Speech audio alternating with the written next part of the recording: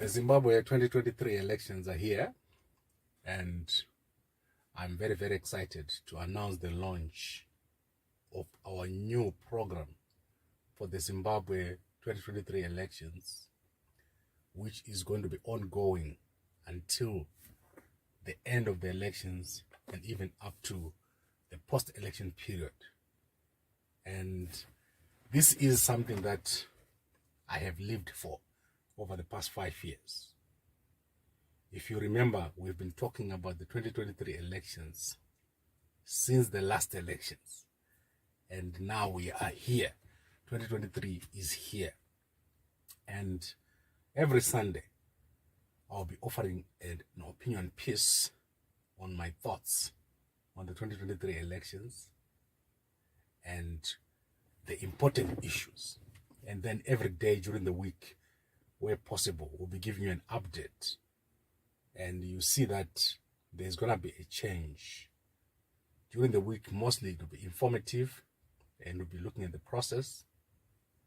But on Sundays and most likely on Saturdays, we'll be looking at my opinions on what is going to happen and what are the issues and where we are and what are the problems and what are the things that are going well. So, obviously, you're going to get to know more about these new platforms that we have on social media and our new website.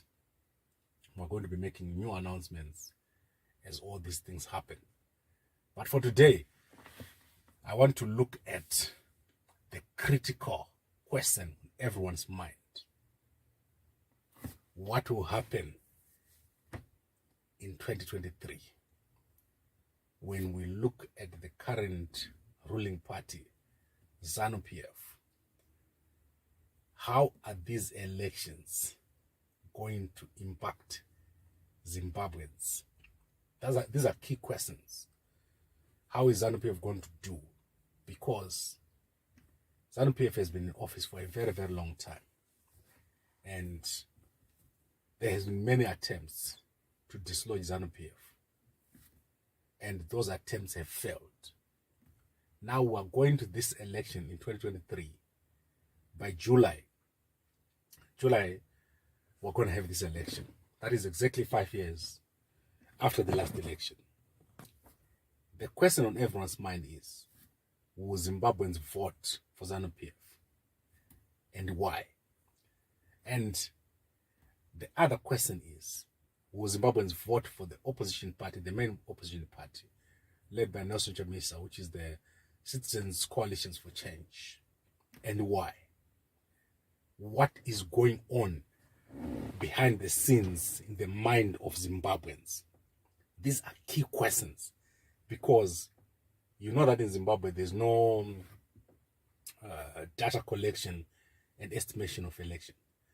So you basically go into the election with opinions. You don't have an approximate collection of data to say who's going to win and so on. So my opinion, to add on the other opinions that other people have got, is that this is going to be the most difficult election for ZANU-PF. ZANU-PF has never encountered an election that is as difficult as the 2023 election, because there is a serious change in the environment. There is a serious change in the actors, and there's a serious change in the issues. So now let's look at the environment. I want to keep this very, very short. Let's look at the environment. The Zimbabwe that you know from the past is no longer the Zimbabwe that we have right now. It's agreed that things have changed and they've not really improved for the ordinary person. And this is where everything is going to become a problem for ZANU-PF. And look at service delivery, unemployment, development, opportunity, the things that young people want. These things have not been delivered. And this is clear for everyone to see. You can see that ZANU-PF has not been able to transform Zimbabwe from the period when the 2018 elections were held to now. That is a key environmental issue. The environment has not improved. The Zimbabwe dollar was 1:1 during the 2018 election. Today, the Zimbabwe dollar is 1:1,000 in 5 years. There is still no cash in the banks. Unemployment is still very high. The issues that we had back in the past, inflation, is still there. So the environment is a problem for ZANU-PF. Now let's look at the players. Nelson Chamisa was the main opposition party, MDC Alliance, back in 2018. Now there's the Citizens Coalition for Change, sorry. And what has happened, the Citizens Coalition for Change, is that it's a loose coalition. Basically, when someone is voting, they're voting for the leader of the opposition, who's Nelson Chamisa, who has a huge following in the cities. So what they've done is they've removed the other problematic issues they had with the structures. And the focus is now on the leader of the party, of the opposition. There is also no other parties that have managed to come up and challenge the CCC of Nelson Chamisa. So you basically have a two-horse race. And that is a serious problem, because you're choosing between A or B.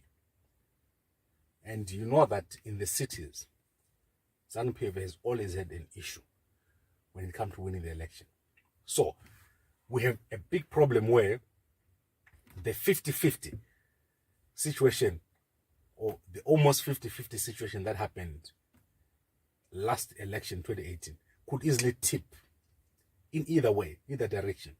So you are going into an election where ZANU-PF cannot predetermine how their presidential candidate is going to do.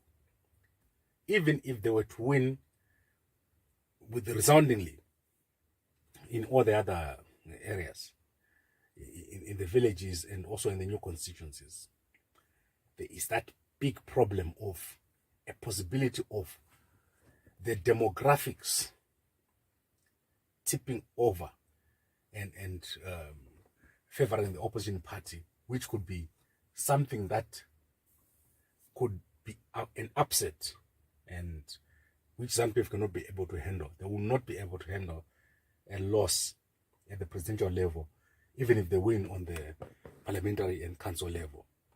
So those two key factors are going to be very, very important going into the next elections, especially the economic factors. And this election is going to be different. It's going to be as difficult an election as ZANU-PF has ever faced, because people on both sides, they are facing these economic challenges, and there is no particular solution at the level of an individual where these issues can be solved. The euphoria of the 2017 changes of government is over, and the environment is more settled. People are now thinking more about what is going to be in it for me. That question needs to be addressed, and ZANU-PF will have to answer the question of what exactly are we giving or are we offering the people.